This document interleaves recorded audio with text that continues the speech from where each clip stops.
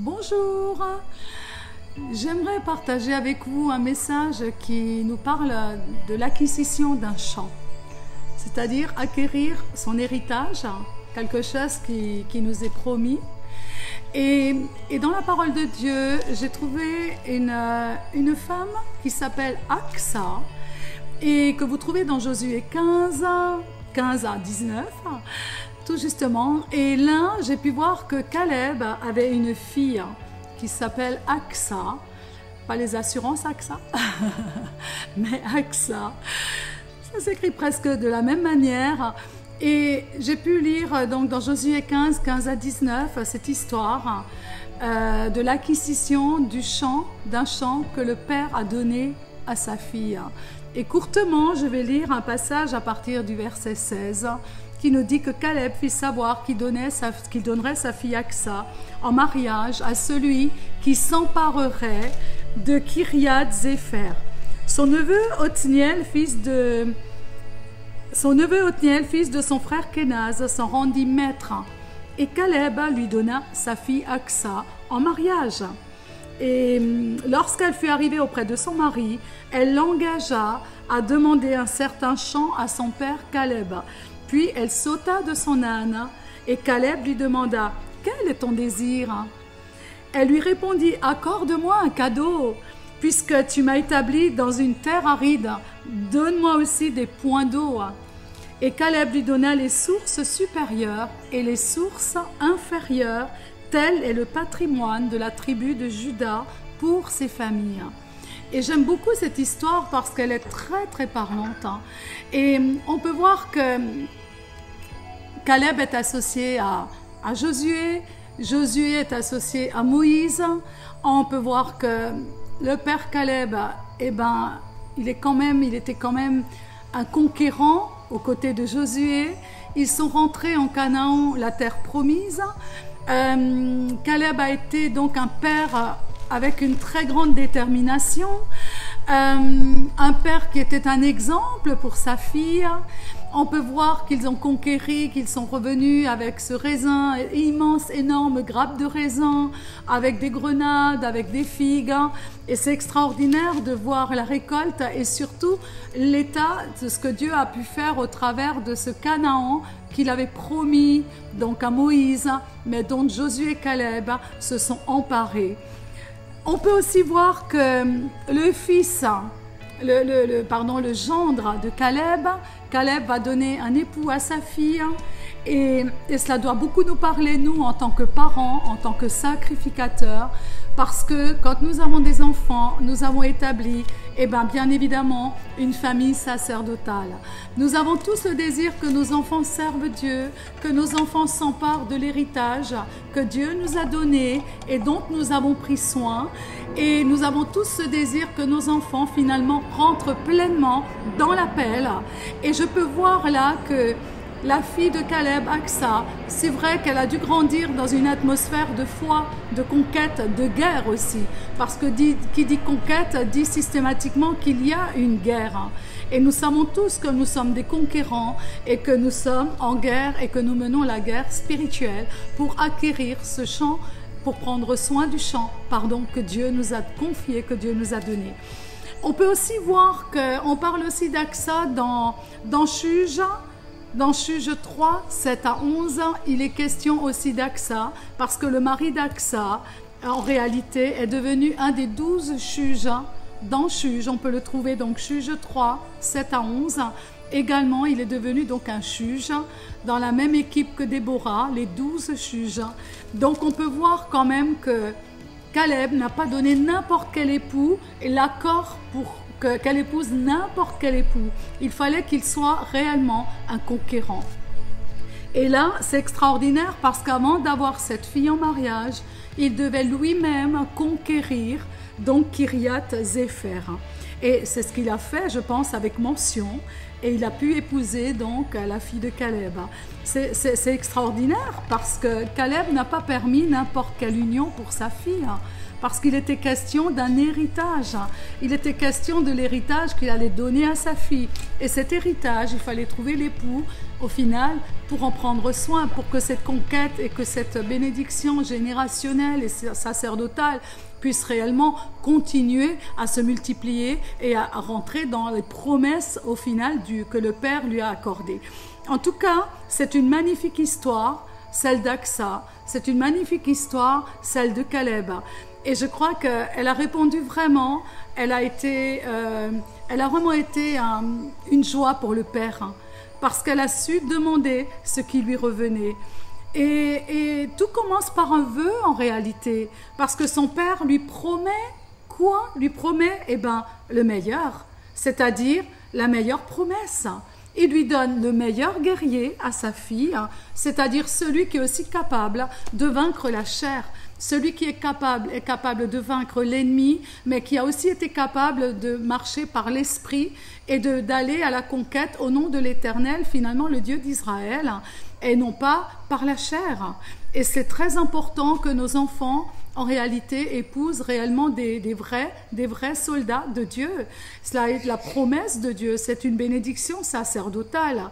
Et il lui a même dit qu'il s'en rendrait maître s'il allait conquérir Kiriath Zépher. Je lui donnerai ma fille Aksa pour femme, fille finalement d'un modèle. Aksa était la fille d'un modèle, donc qui s'appelait Caleb, qui était modèle dans la conquête, qui était un modèle en tant que père.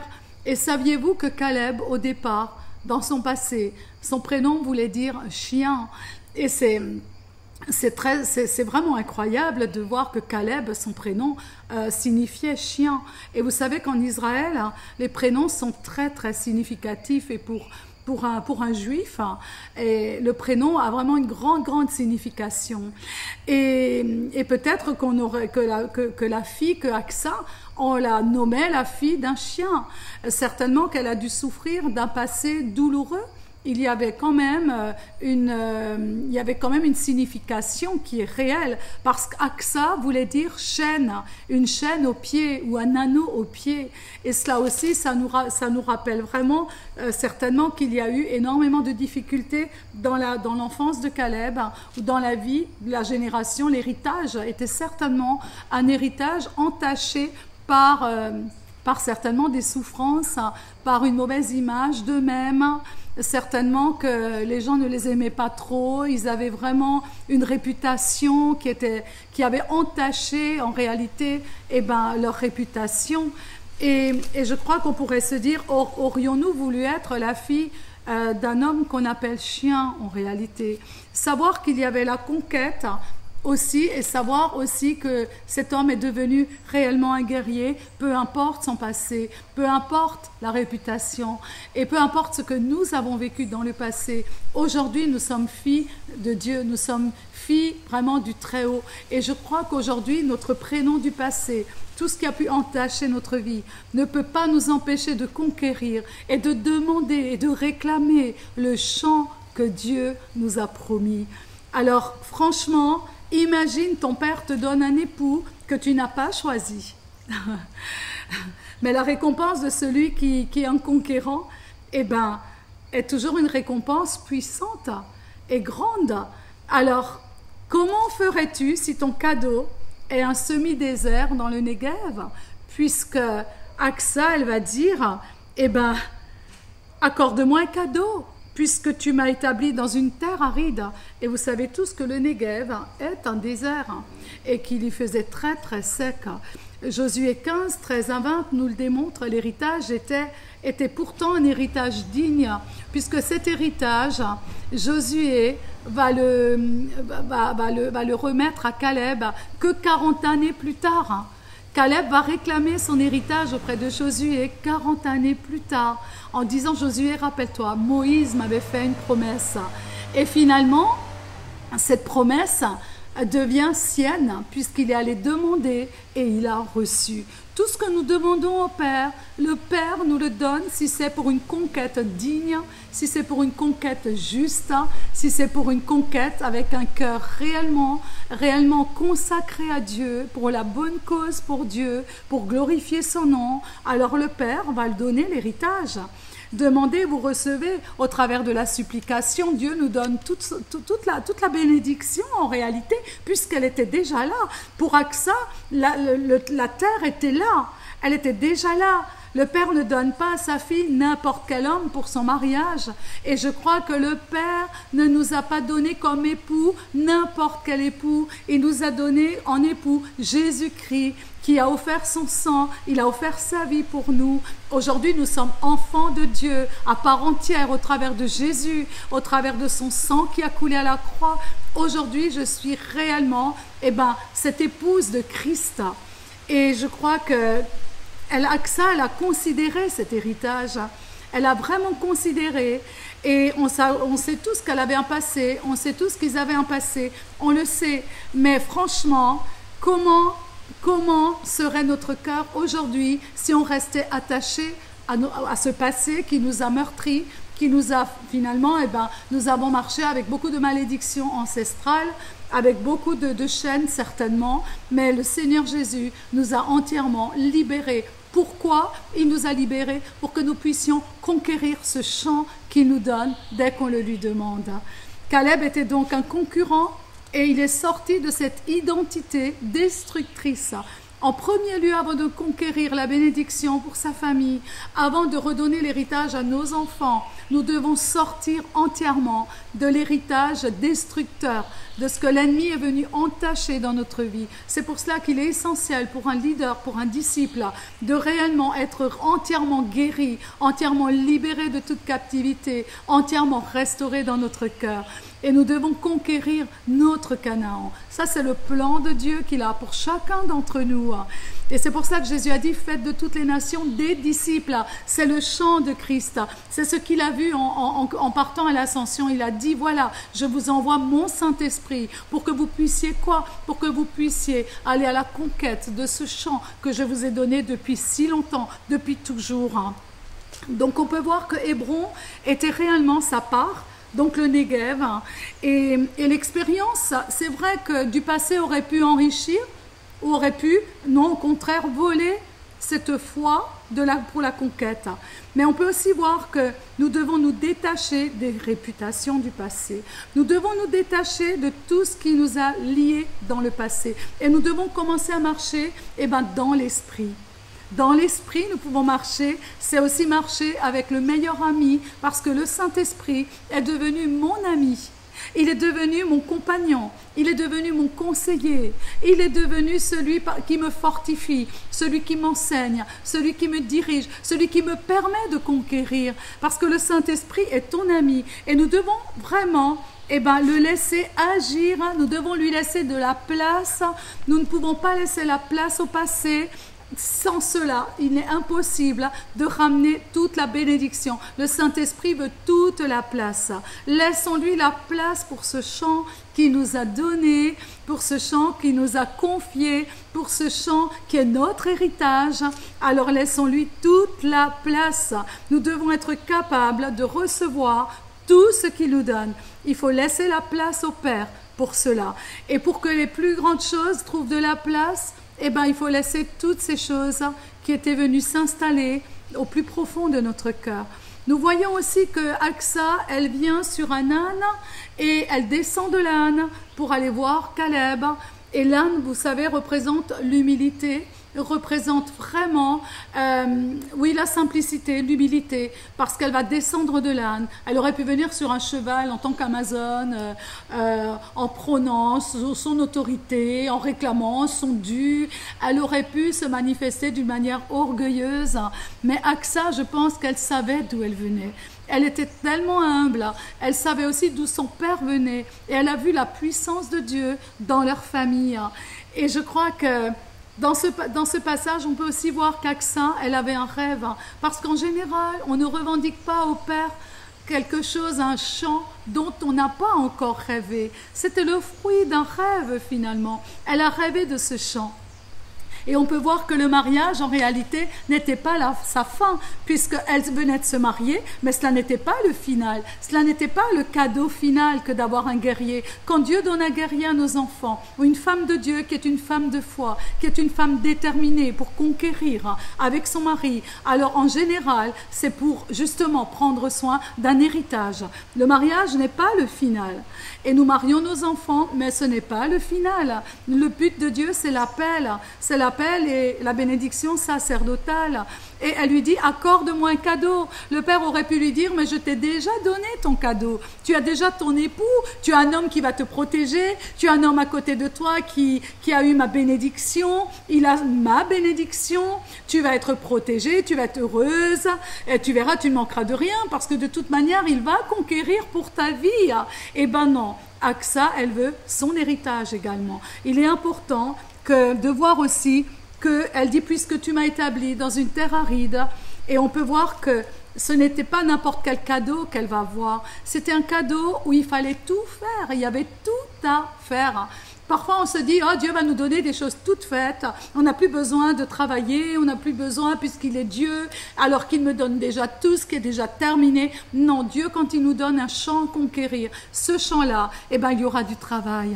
Et je me rappelle, au début de notre conversion, nous étions dans l'église du pasteur Archange à Paris, et on était peut-être convertis depuis 3 semaines, un mois, voilà, et on était dans cette église et ce pasteur avait vraiment un don prophétique, une parole de connaissance, il révélait vraiment le fin fond des cœurs des gens, il voyait vraiment waouh, c'était incroyable et ça m'a tellement choqué de voir comment cet homme il pouvait voir les choses. Et nous étions assis à la 2e rangée, il y avait tellement de monde et à un moment donné il dit, la dame en jaune, levez-vous, louez le Seigneur. Le monsieur à côté, en vert, levez-vous, louez le Seigneur. Et finalement, c'était nous, mon mari et moi. Et il nous disait que tout à l'heure, venez sur l'estrade, j'ai une parole pour vous. Et je me suis dit, waouh, ah non, pas devant tous ces gens. Et je ne savais déjà même pas prier. Mon mari ne savait pas encore prier. Nous étions chrétiens depuis quelques semaines. On était plus spectateurs dans ce lieu pour savoir tout ce qui se passe, essayer de voir comment le Seigneur peut agir au travers de quelqu'un. Mais s'imaginer que cet homme maintenant s'adresse à nous et qu'on doit monter sur l'estrade tout à l'heure et qu'il a une parole pour nous, j'ai tremblé de la tête aux pieds. Je me suis dit simplement, j'espère qu'il nous oublie, quoi. Et à la fin, il nous a appelés et on a dû monter. Je crois que c'est la première fois de ma vie que je montais sur une estrade. Et puis, il dit voilà, ben, je vois des cocotiers, je vois du soleil, vous venez d'un pays chaud. Le Seigneur me montre qu'un jour, ce n'est pas une salle que vous aurez besoin, mais c'est un champ. Et je n'ai pas compris l'histoire du champ. Parce qu'une salle, je coupais les cheveux dans des salons de coiffure. Oui, une salle, je me suis dit, bon, c'est vrai que la salle, c'est mon salon de coiffure. Mais je ne pense pas que j'allais couper les cheveux dans un champ. En fait, je n'ai pas compris ce que cela voulait dire. Mais en fait, Dieu voulait nous dire, c'est un champ missionnaire que je vous ai préparé. Et vous n'allez pas rester dans une salle seulement, c'est-à-dire pas qu'une église, mais c'est un champ missionnaire. Et je crois que ce champ missionnaire, il est pour chacun d'entre nous. Dieu a un champ pour chacun d'entre nous. Et c'est extraordinaire de voir comment le Seigneur a ensuite fait les choses. Alors non seulement avec ça, elle réclame ce champ, elle est consciente que c'est un lieu aride. Maintenant, elle dit aussi que donne-moi aussi de l'eau, parce qu'elle est consciente que vraiment, eh ben, labourer ce champ, travailler dans ce champ, faire produire ce champ, parce qu'il fallait qu'il y ait de la productivité. Sinon, un héritage n'a aucun sens s'il n'y a pas de productivité. Enfin, je pense qu'il n'y a aucun sens. Avoir un champ sec qui reste sec pendant des années, ça ne sert à rien. Mais elle est consciente, déjà consciente, qu'est-ce qu'il lui faut maintenant, quel matériel il lui faut, quel élément elle a besoin pour que ce champ, elle puisse lui donner de la valeur, pour que ce champ, elle puisse réellement le faire fructifier. Et c'est extraordinaire de voir qu'elle réclame à son père de l'eau, des points d'eau. Des points d'eau. Elle dit, donne-moi de l'eau. Et l'eau, on voit que l'eau est un élément essentiel. Et l'eau nous amène à quoi? À la parole de Dieu. La parole de Dieu est de l'eau vive. Et c'est merveilleux parce que on peut voir que sans la parole déclarée, sans la parole prophétique, sans la parole réelle qui vient du cœur de Dieu, il est impossible de prendre soin du champ que le Père nous donne. Cela ne sert à rien d'être dans un mariage simplement juste pour être marié. Alors ce qui devient important, c'est que ce champ-là devient la propriété de ce couple-là, parce que Dieu avait un plan, mais également il fallait l'irriguer, le champ. Nous devons nous irriguer, nous devons demander à Dieu que la parole soit réellement notre nourriture, qu'elle vienne rafraîchir notre vie de couple, notre famille, parce que ce champ est un héritage que nous allons redonner ensuite à nos enfants. Et vous voyez que la parole, que l'eau ici, elle est un élément essentiel. Non seulement elle lui demande de l'eau, mais elle lui demande des points d'eau. Et là, je peux voir que les points d'eau, c'est chacun des 12. Chacun des 12 est un véritable point d'eau. L'eau est essentielle. Et je peux aussi voir que c'est une responsabilité que de la garder pure, cette eau. Parce qu'on peut avoir toutes sortes d'eau. L'eau, elle peut être polluée. L'eau peut être, comment je dirais, sale. Elle peut devenir amère comme Mara, comme les eaux de Mara, qui sont devenues des eaux amères à cause de tout ce qui a été injecté. On peut avoir la parole, oui, mais que faisons-nous de la parole? Est-ce que nous la mettons en pratique? Est-ce que nous injectons d'autres choses? Est-ce que nous suivons le vrai Jésus? Ou est-ce que nous voulons que cette parole soit adaptée à nos principes personnels, à notre vaine manière de vivre? Là, je vois que c'est une responsabilité non seulement de demander un chant au Père, c'est aussi une responsabilité quand il nous donne la personne à notre côté, justement cette guerrière ou ce guerrier pour acquérir ce chant. Tout finalement, tout ce que Dieu nous lègue, tout ce qu'il nous donne, est maintenant entre nos mains et devient une responsabilité pour notre vie. Et là, je vois qu'elles seront responsables à ça pour prendre soin de cela. Et que cette eau, finalement, ne soit jamais souillée, qu'elle ne soit pas amère, qu'elle reste pure. Alors, ce champ-là sera-t-il irrigué? Oh oui, je le crois, parce que c'est celui du Père, c'est celui que le Père considère, c'est un champ qu'il considère depuis toujours, et ce n'est pas n'importe quel champ qu'il te confie. Est-ce que c'est un privilège également quand il te donne ce cadeau? Parce que c'est un cadeau qu'il donne à Aksa. Il le lui dit, elle lui demande un cadeau. Elle lui demande donc le meilleur. Un cadeau, c'est toujours quelque chose de beau, c'est quelque chose de précieux, et elle lui donne donc, elle reçoit ce cadeau qu'elle demande.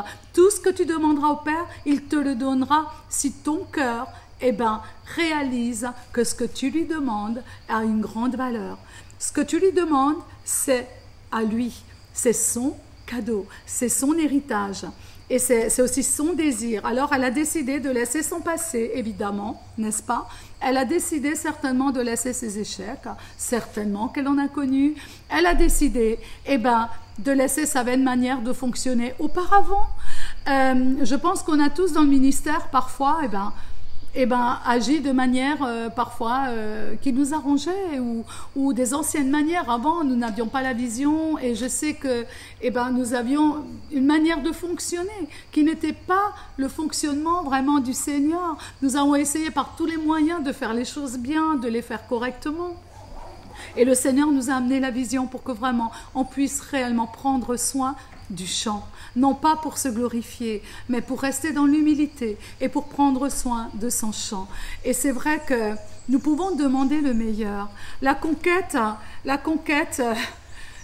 est sa priorité, celle du Père, et sa priorité, celle du Père. Et l'Esprit est ton ami. Tu as besoin du Saint-Esprit, tu as besoin de l'eau également. Et alors, on peut voir que tout devient une très grande richesse, parce que ce champ qui lui appartient devient une bénédiction. Pour moi, une bénédiction, c'est une richesse, parce qu'il t'a donné un cadeau, et c'est cette bénédiction qui en sort est sa richesse. Et tout ce qui était déjà là, il va le lui donner. Et je crois aussi que ce terrain, ce désert aride n'était certainement pas très confortable à mon avis. C'est jamais confortable parce qu'on ne sait jamais vraiment ce qui nous attend dans ce champ. Quelquefois il y a des surprises, quelquefois il y a des difficultés. Mais ce qui compte, c'est que si tu as de l'eau, tout va aller pour le mieux. Si tu as de l'eau et si le Saint-Esprit est ton ami, je peux t'assurer que tu vas vaincre chaque difficulté. Et parce que Aksa, en réalité, elle est restée focalisée sur quoi? Sur l'essentiel. Si tu restes focalisé sur l'essentiel, qu'est-ce qui va t'arriver de meilleur que de voir réellement la main de Dieu à l'œuvre? Parce que tu n'es pas seul pour faire fructifier ce qu'il te confie. Puisque ton époux, c'est qui? C'est Jésus. Et avec Jésus, tout est possible. Nous pouvons appliquer le précieux sang. Nous pouvons déclarer prophétiquement la parole. Et je crois que nous avons vraiment tout reçu pour vraiment faire fructifier ce cadeau qu'il nous a donné. Amen. En tout cas, son rêve était une passion. Quand tu rêves vraiment de tout ton cœur, de toute ta force, de toute ton âme, déjà quand tu aimes le Seigneur de cette manière, alors ton rêve, il va aussi être un rêve empreint, je dirais, de passion. Tu vas être passionné. C'est un cadeau qu'il fallait donc administrer au travers d'une passion. Et que vraiment que tu puisses être passionné par Jésus, passionné pour ce chant, pour cette conquête, passionné pour l'héritage que tu vas léguer à tes fils, à tes filles. C'est un héritage que nous redonnons et jamais cela ne se perdra parce que tu es déjà un modèle pour tes fils. Nous sommes des exemples pour nos enfants et je bénis Dieu pour Flora finalement qui, avec toutes les péripéties qui ont pu se passer, eh ben, aujourd'hui je vois qu'elle s'est levée avec son époux. Et avec la bénédiction du pasteur César, bien sûr, on les a mariés. Et nous avons vraiment voulu cette certitude par la bouche de notre pasteur. Nous avons voulu une confirmation. Sans cela, je crois que nous n'aurions pas accepté ce mariage. Parce que nous voulions vraiment que ce soit comme Aksa, que ce soit vraiment quelqu'un qui a un cœur pour la conquête et qui a vraiment la crainte de Dieu et qui accepte l'héritage comme un véritable cadeau, ainsi que notre fille. Et c'est ce qui s'est passé. Toujours est-il, c'est que sa demande nous montre ce qui était au plus profond d'elle-même. Quand nous demandons cet héritage au Père, cela nous montre vraiment ce qui est au plus profond de nous. Et je crois que Dieu regarde au plus profond de nous-mêmes quand nous demandons cet héritage. En tout cas, ce soir-là, ce jour-là, elle n'avait pas un rendez-vous romantique. Elle avait un rendez-vous avec son héritage. Elle avait un rendez-vous avec son Père. Et elle était vraiment inspirée, je crois, dans les lieux secrets. Et nous pouvons être inspirés vraiment pour demander, pour rêver. Nous devons penser, nous devons être à l'écoute de Dieu. Nous devons aller dans le lieu secret. Ce lieu secret va nous inspirer. Dans le lieu secret, nous allons apprendre l'humilité. Nous allons apprendre et nous allons comprendre que sans lui, rien n'est possible. Sans lui, eh ben, il n'y a rien. Sans lui, il n'y a pas d'eau. Sans lui, il n'y a pas d'appel. Sans lui, il n'y a pas la bénédiction. Sans lui, il n'y a pas de cadeau. Et je peux voir aussi qu'il y a eu de l'humilité dans le cœur d'Aksa. Et de la même manière, la frustration qui aurait peut-être pu la retenir par rapport à l'aridité du chant, elle aurait pu être frustrée et regarder juste à ce qu'elle voit. Quelquefois, nous sommes frustrés à ce que nous voyons. Et nous pouvons nous dire, waouh, il n'y a que ça, Seigneur. Mais pourquoi, Seigneur, la parole ne rentre pas dans les vies? Pourquoi, Seigneur, dans mon réseau, je vis telle difficulté? Pourquoi, Seigneur? Aksa n'a pas regardé à l'aridité. Elle a regardé de tout ce qui pouvait être possible au travers de l'eau. Et si nous regardons à la possibilité et à la puissance et à l'autorité que Dieu nous a donnée, alors, je peux vous dire que tout est possible alors à celui qui croit. Elle aurait pu ruminer, elle aurait pu penser, elle aurait pu être négative. Et je me suis dit l'autre jour, il n'y a que des vaches qui ruminent finalement. Mais nous ne sommes pas appelés à ruminer. Toujours est-il, c'est que premièrement, elle savait ce qu'elle voulait. Il faut que tu saches ce que tu veux. Aujourd'hui, peut-être que tu n'as pas encore, dans ton cœur réellement, demandé réellement ce que tu voulais en réalité. Est-ce que tu sais toi-même ce que tu veux ou est-ce que tu suis des personnes qui font les choses? Est-ce que tu essaies d'imiter un tel ou un tel? Comment est-ce que tu vois ton désir, celui qui est au plus profond de toi? Elle, Aksa, elle savait ce qu'elle voulait. Elle n'a pas passé par 36 000 chemins. Sa demande était très courte. Elle n'a pas utilisé des paroles extravagantes, non pas 36 000 manières. Elle n'a pas envoyé des messagers auparavant. Elle n'a pas pris des pincettes. Elle est venue telle qu'elle était et elle a demandé. Donc, je peux voir qu'elle savait ce qu'elle voulait. Deuxièmement, elle a reçu ce qu'elle méritait. Tu vas recevoir de la part de ton Père ce que tu mérites, ce que ta foi mérite. Et tu vas le recevoir et tu vas t'en saisir. Troisièmement, on voit que son désir était le désir du Père, puisque tout était déjà prévu. Le Père avait déjà conquis cela. Et vous savez que tout a déjà été conquis par Jésus. Jésus, il est venu, il a donné sa vie pour que la conquête soit déjà pour nous un cadeau préparé d'avance. Jésus a déjà conquéri le champ. Ce n'est pas quelque chose que tu vas maintenant chercher de partout. Ce champ, il est déjà là. Il est devant toi. Et ce champ est déjà conquéri. Quatrièmement, tu vas voir qu'elle avait une image correcte pour conquérir. Sa foi n'était plus faussée parce que ce que son prénom pouvait signifier au départ, je dirais, une jeune fille avec un anneau au pied ou une chaîne au pied, n'avait plus d'aucun sens pour elle.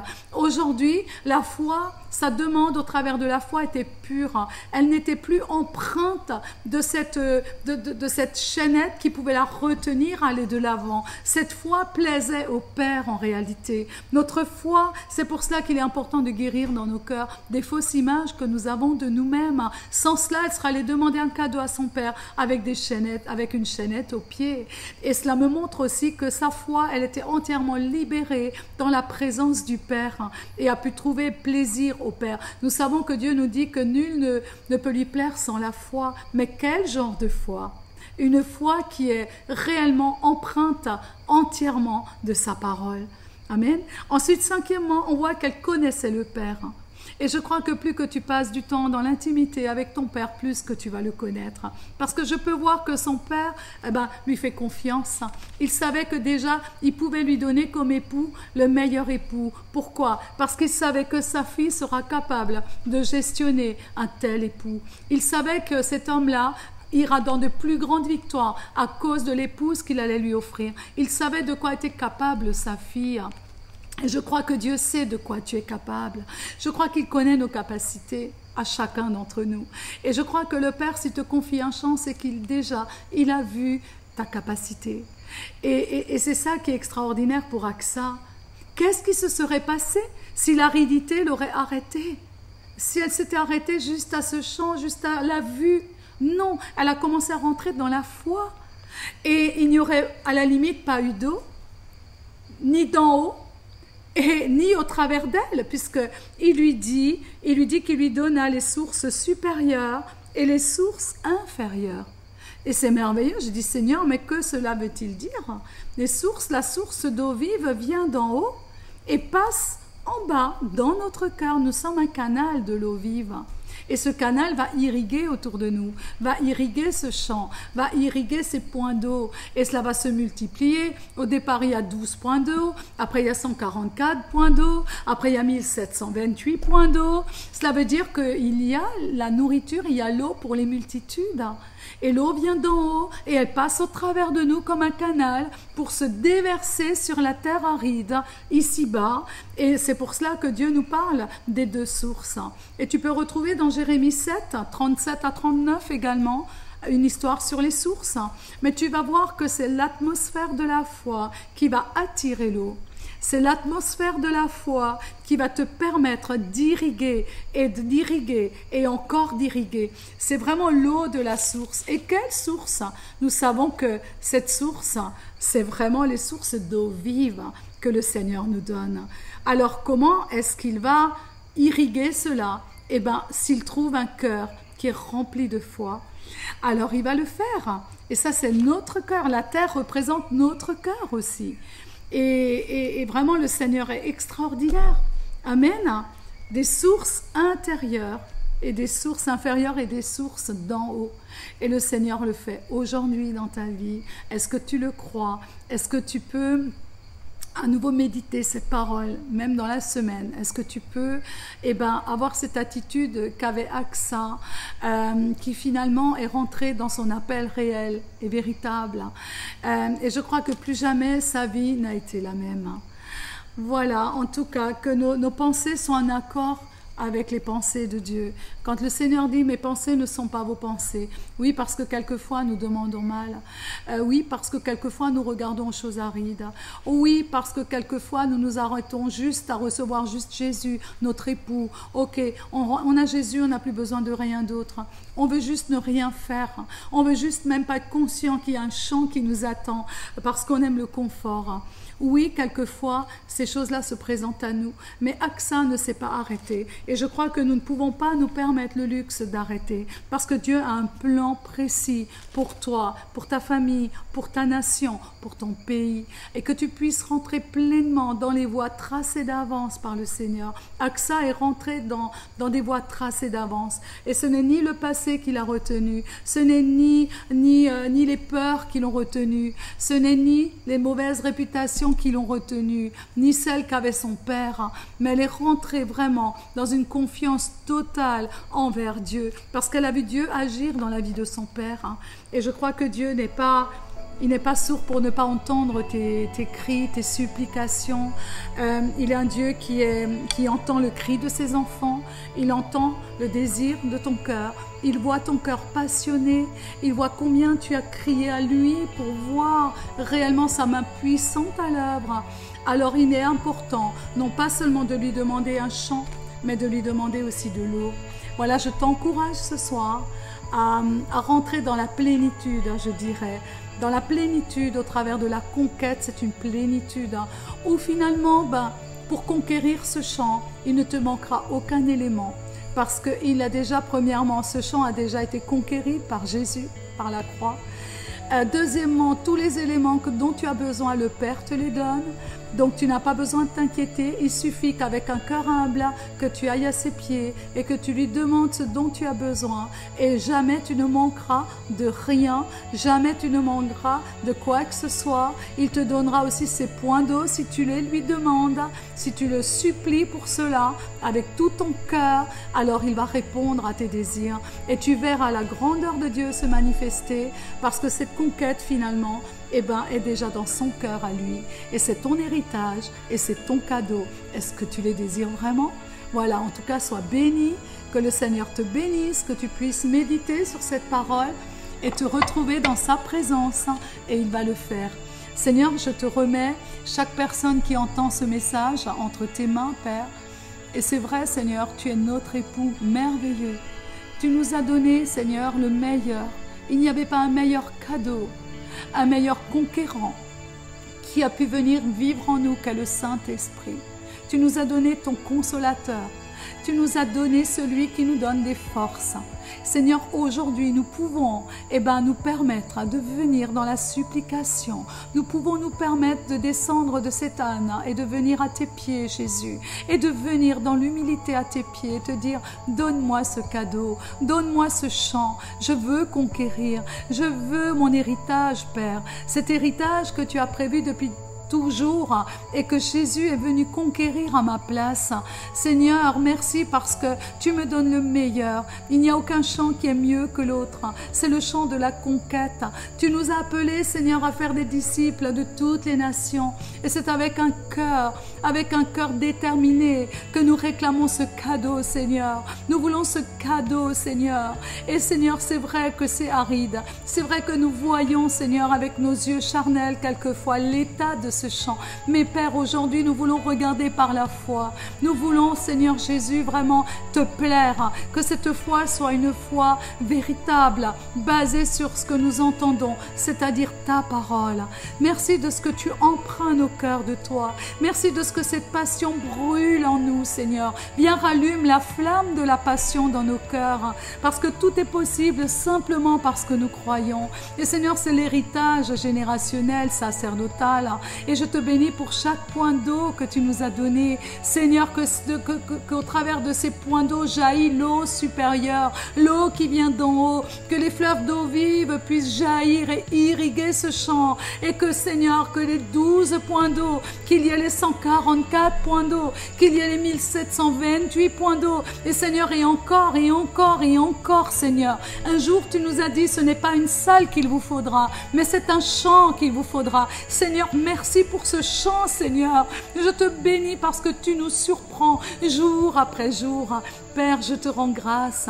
Je te rends grâce pour ta grandeur, pour ta bonté, pour ta magnificence. Donne-nous le même cœur qu'avait Aksa, Seigneur. Oh Jésus, merci parce que son époux était connu en tant que juge, en tant que prophète dans ta nation, Seigneur, en Israël.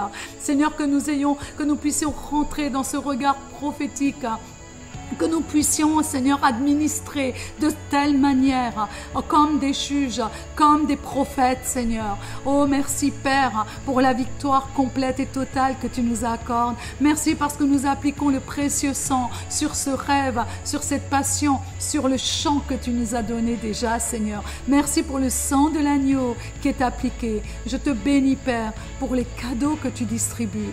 Merci pour la vision que tu nous donnes. Seigneur, qu'elle puisse s'agrandir cette vision, que nous puissions étendre nos cordages. Dans le nom de Jésus, Père, je t'ai prié. Amen.